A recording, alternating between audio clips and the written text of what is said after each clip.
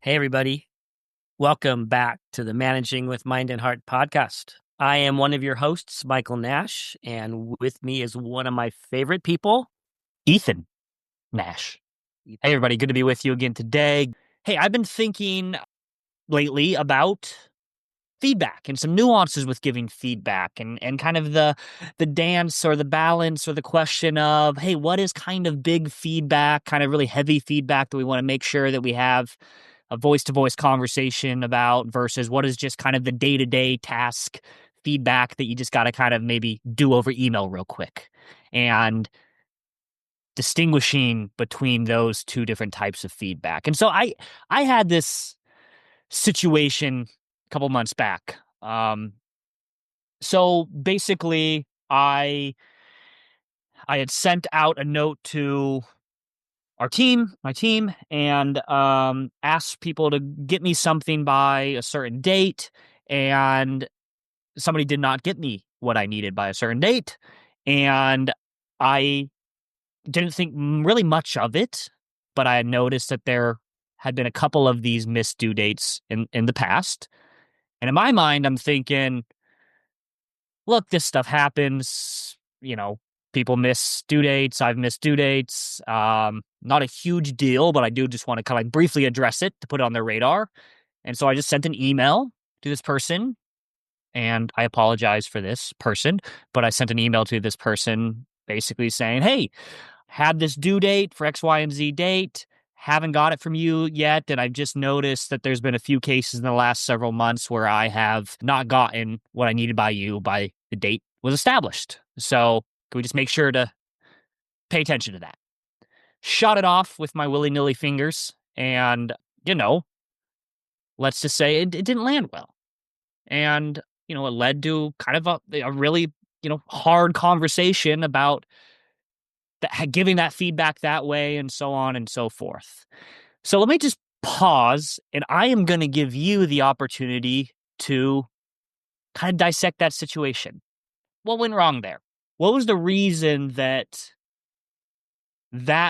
approach to giving that type of feedback that, in my mind, seemed somewhat trivial, led to a lot of angst about how that was delivered? Okay. So the question is, why did your willy-nilly fingers get you in trouble, basically? That's right. Okay. That's right. Well, let me start by saying I've been there. I've done it. I've actually had similar situations where I thought it was just a small thing. It had the same theme pattern as yours, and I got the same, really felt like a huge response, and I caused some damage. And so I would say there's a couple things going on here. The main thing, of course, is we are talking about a power differential, and we're not going to get into that whole topic here, but let's just remind ourselves as people who manage other people that there's basically any communication dynamic between two people gets like times 10 magnified when there's a power differential. So in a situation like the one you've described, with the power differential comes all sorts of unconscious and conscious, am I in trouble? And, what does this person think about me? And I want to please the boss, and, et cetera. So start with that. But secondly, I would say it's so nuancy, and you described that really well. Here's the difference. An email that says, hey, I'm looking for that document that I needed by yesterday. Could I get that from you? Okay. Yeah. That's an email.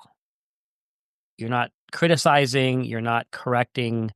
You're just asking for the thing. And you're pointing out that it was due yesterday. So that's actually a really kind of a nice sort of a by the way moment. You don't have to have a big confrontation about, this is why it really mattered, right? Right.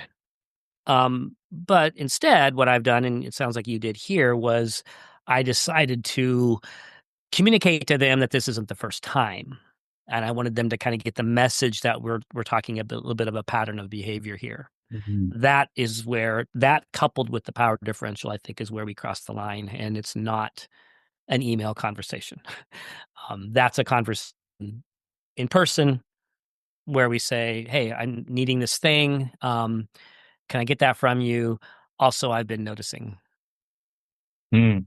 What do you think about that? I think that's a good uh diagnosis of the situation. Yeah.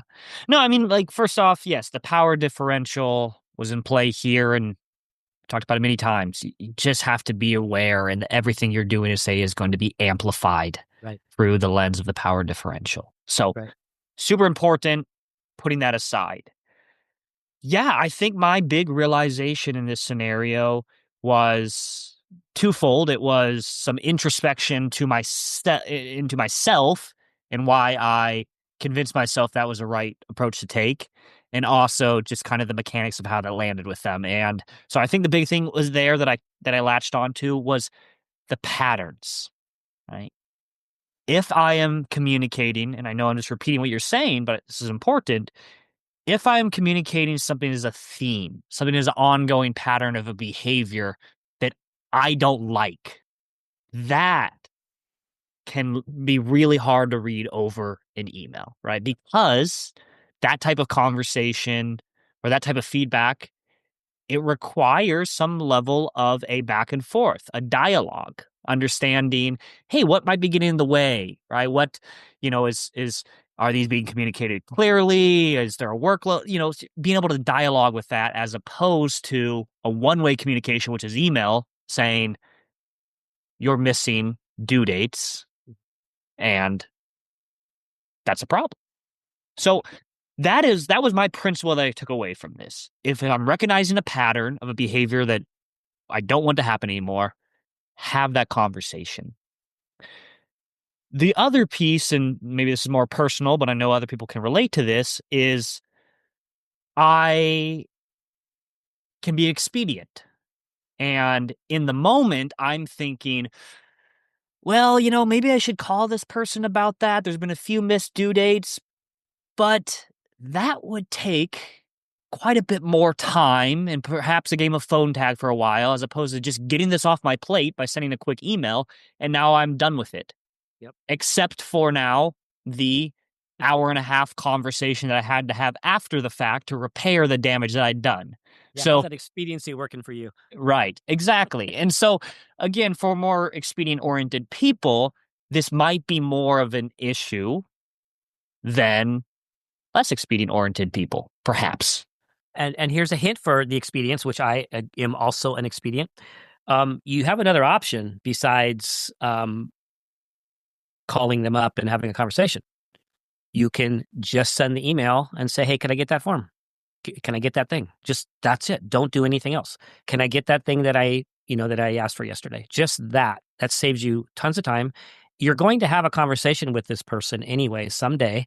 This isn't an emergency. You don't have to get them to stop this behavior today or next week, right? So Mhm. just write yourself a note, and it's actually better for the person to get the feedback anyways when it hasn't just happened. It's a lot more easy for them to get defensive when you're talking about a pattern of behavior that just happened now. It's easier to be talking to them later in your normal one-on-one anyways. Hey, by the way, and that's a by the way conversation. It's not a big heavy thing. It's just, hey, by the way, I've been noticing this has happened a few times, and that's the temperature is so much lower at that point, and they're so much more receptive, and you've given them the message, and it's been a by the way conversation. Mhm. With this particular case with missing due dates and stuff, yeah, I see that. That could just be a conversation that you have at your next one-on-one. Right. Right, for sure. Hey, two other quick categories if you want to do those. One would be, you know, there could be one-off situations. And we already know this, right? They're not a pattern, but we still shouldn't use email, right? And we don't need to go into that other than to say that those are just hard stuff, right? You had a really negative interaction with a client, Mhm. and I want to talk to you about that. It only happened once. I'm not going to use email, right? Even though it's not a Right. pattern, that's not an email. So that just gets to our basic: don't give hard feedback over email. Right. Right. Yeah, for sure. That's a really good reminder. Yeah. And then in the nuances here is if someone missed a due date, once or twice over the last year, it really is not that big of a deal. Right? It happens. I'm going to give the reminder, hey, I needed this by Yep. yesterday. You think you get that to me today? Not a big deal, right? That can Yep. happen, right? But when those are adding up into a pattern, don't communicate a pattern like that over email. And I think that's the principle here.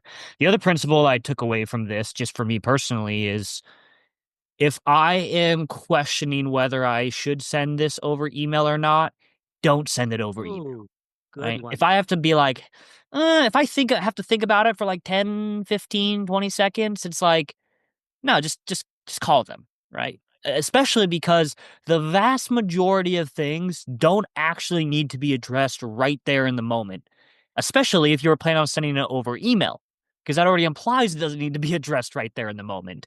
So if you have to wait till you can get a hold of that person, it's fine. It's fine.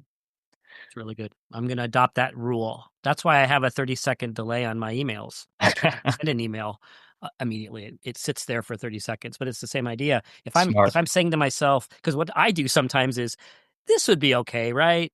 It's okay if Mhm. I do an email, right? They're not going to be offended by this, right? If I'm Yeah. already doing that, don't send the email.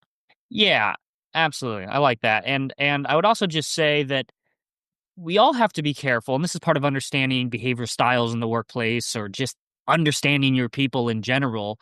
We got to be careful not to do what I kind of did in this situation, to be honest, which was this would be fine for me if I received it this way. Two things going on here. Yes. A, I am not like everybody else, and everybody else is not like me. And I might be able to just receive that in the moment. Hey, you missed several by wins over the last month or year or so. I would, okay, hey, no problem. I'll get on that. Maybe that's how I'd like to believe I would respond.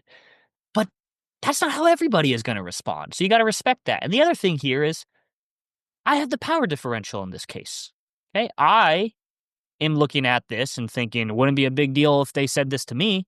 Yeah, Right. because I have the power differential. But they're receiving from, this from, their boss, and that can be, like you said, amplified. It can be tough. Right? It can be a safety issue in a sense, right? They're wondering, are they safe here? Right? And when you get that over email, yeah, I mean that's even more exaggerating the power differential. So That's yeah, exactly right. Yep. I've gotten in trouble even when I've had a good conversation with somebody and then I emailed later about the conversation and I've blown it up. Like I took a situation that was actually really that went well and then the whole email thing blew it up again. So again, it's almost like this really we have to think about email feedback as just we have to be very tender and careful about it. that's right. Well, good. Well, I appreciate you helping me think through that, and Yeah. hopefully it helped some of you listeners out there also think through this. And yeah, anything else you want to say?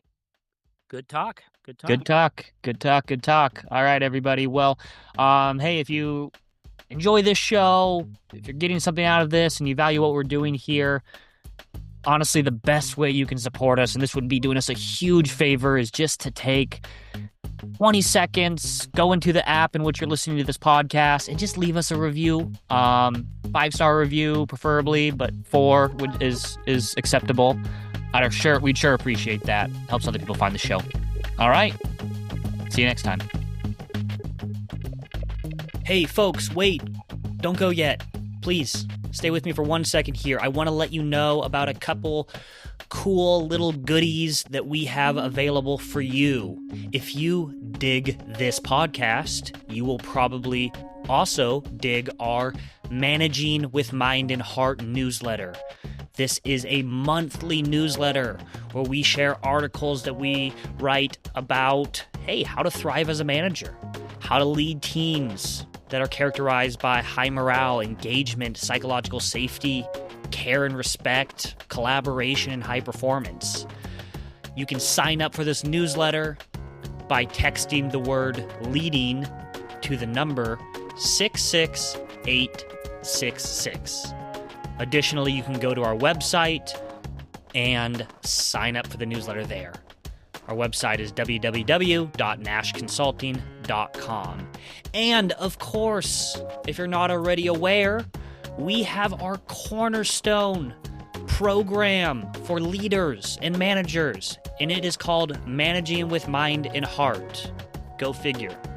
This program is something that we often bring into organizations to work with all their leaders on helping them get aligned and singing off the same sheet of music with best practice management skills and behaviors. We've brought this to hundreds of organizations at this point with really good results. And if you are not able or inclined to bring our program in-house, twice a year, in the spring and in the fall, we offer this 6-day Managing with Mind and Heart leadership development program online for anybody that would like to sign up and join us. To learn more about this online course and to register, you can go to our website. Once again, that's nashconsulting.com. Or send us an email at contact@nashconsulting.com. All right, that's all. That's it. See you later. Bye.